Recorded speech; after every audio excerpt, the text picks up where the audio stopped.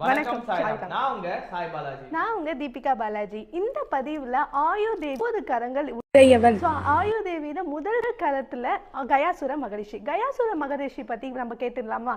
அதை பத்தி விவரங்கள் சொல்லுவாங்க.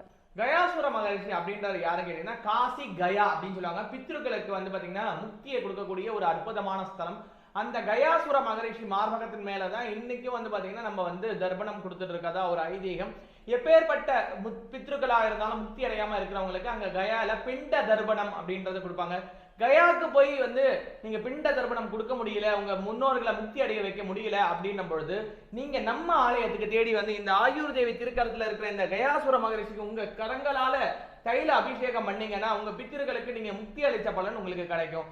ரொம்ப எளிமையா வாழ்க்கையை வளமாக்கக்கூடிய நலமாக்கக்கூடிய அதி அற்புதமான அதிசக்தி வாய்ந்த தெய்வங்களை கொண்ட ஒரு அற்புதமான ஆலயம் தான் நம்ம தான் தோண்டி ருத்ர ஸ்ரீ சீரடி சாய்பாபா ஆயுர்தேவி ரிஷிகள் பீடம் புவனேஸ்வரி கஷேத்திரம் மறைமலை நகர்ல இருக்கு. மறவாது பித்ரு தோஷம் பித்ரு சாபம் பித்ரு சாந்தி பண்ணணும்னா இங்க இந்த அம்பாளுக்கு தைல அபிஷேகம் பண்ணுங்க. 301 ரூபாய் தைல அபிஷேகம் மட்டும் பண்ணா போதும், பித்ருக்களுக்கு சாந்தியை நம்ம கொடுக்க முடியும். இது மாதிரி நம்ம நிறைய விவரங்கள் சார் கிட்ட கேட்டு தெரிஞ்சுக்கலாம். நன்றி, வணக்கம்.